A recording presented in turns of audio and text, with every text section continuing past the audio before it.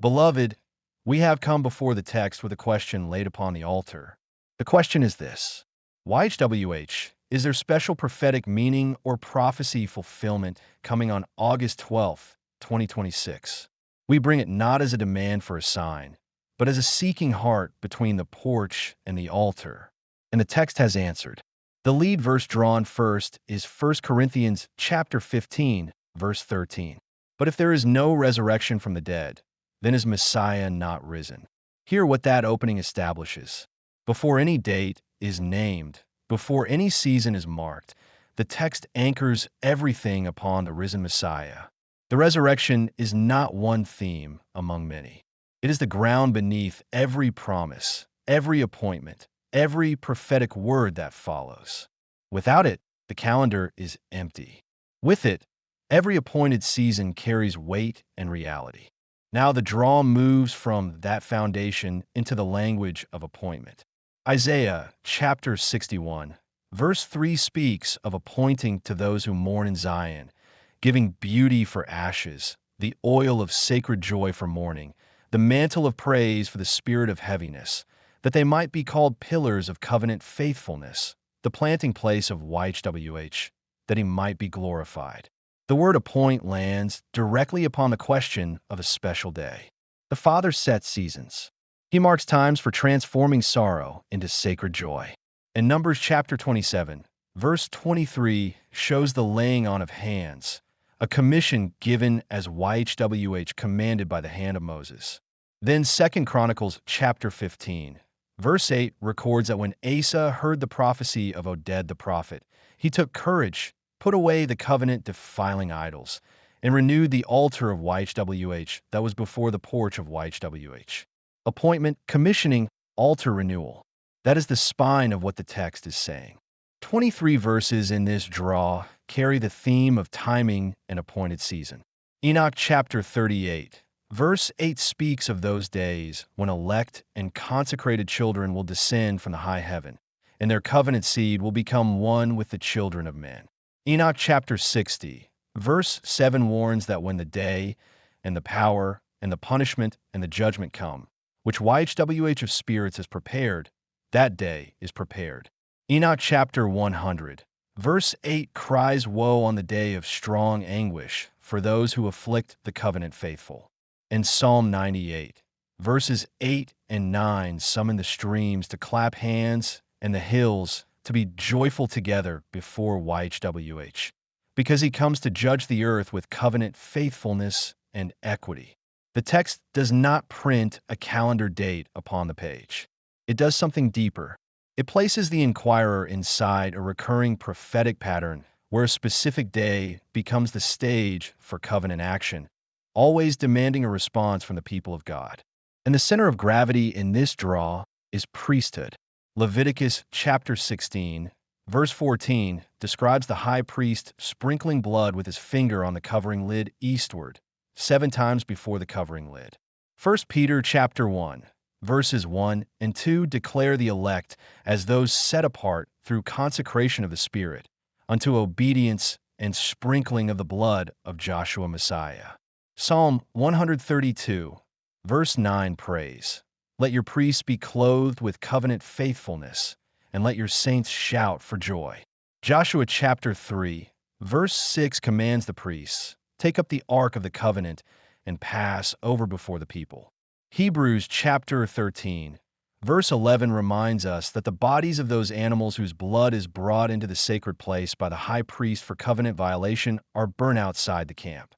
The draw envisions a day that calls for a consecrated priesthood carrying the presence of YHWH, not casually, but with blood-bought reverence. Now hear the pastoral caution woven into the affirmation. Numbers chapter 14, verse 3 voices the terror of doubt. Why now has YHWH brought us to this land, to fall by the sword? Exodus chapter 17, verse 3 records the people murmuring, testing YHWH, complaining against Moses. Isaiah chapter 31, verse 1 pronounces woe on those who go down to Egypt for help and trust in chariots, but do not look to the Holy One of Israel nor inquire of YHWH. These verses do not soften the affirmative direction. They frame it. A day of prophetic significance is not a day of guaranteed triumph for the unrepentant. It is a day to choose whom you will trust. 1 Chronicles chapter 13, verse 13 records that David did not bring the ark home to the city of David, but carried it aside into the house of Obed-Edom the Gittite, because the people had not yet learned how to carry the holy presence in reverence. The same caution hangs over every appointed season. The mathematical witness confirms what the text declares. The data shows a statistically confirmed non-random pattern across multiple independent channels. The triple convergence standard of identity, inheritance, and priesthood converges at 1,177% of the corpus baseline and 7.34 sigma, exceeding the strong anomaly threshold with multi-channel confirmation. The pattern is robust to permutation controls and survives false discovery correction.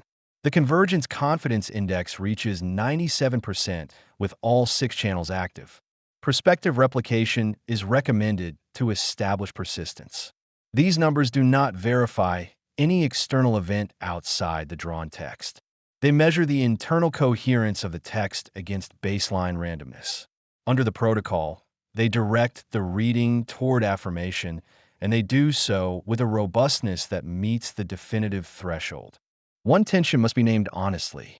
Ezekiel chapter 9, verse 3 records the glory of the Elohim of Israel going up from the cherub to the threshold of the house. 2 Kings chapter 24, verse 13 records the treasures of the temple carried away and the vessels of gold cut in pieces. Alongside the promises of renewed altars and clothed priests, there are texts of departure and loss. The same day that brings beauty for ashes can expose a vineyard that has yielded only stinking and worthless things, as Isaiah chapter 5, verse 2 warns. The prophetic meaning of a day is not a single-note decree. It is a discriminating light that reveals hearts.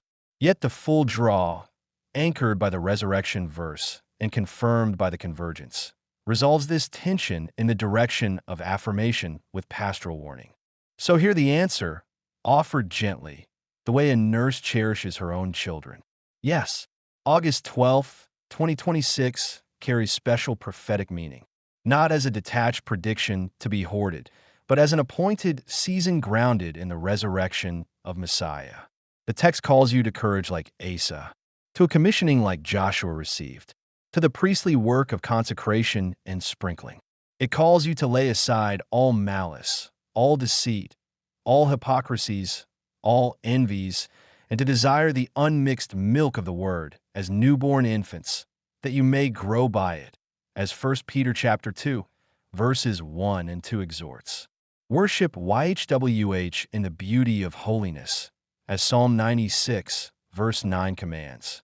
Yield your members as instruments of covenant faithfulness to Elohim, as Romans chapter 6, verse 13 directs. The numbers stand with the text. The text stands upon the resurrection. And the verdict is firm, carried in a gentle voice, between the porch and the altar, where the priests weep and say, "Spare your people, O YHWH." He answers. He appoints. He renews. Watch for his hand. Walk in covenant faithfulness, and let the mantle of praise rise in your mouth on that appointed day. The verses drawn in this altar of reception session were 1 Corinthians chapter 15, verse 13, Isaiah chapter 61, verse 3, Ezekiel chapter 2, verse 6, Numbers chapter 27, verse 23, 2 Chronicles chapter 15, verse 8, Leviticus chapter 16, verse 14. This concludes today's interpretation at the altar of reception.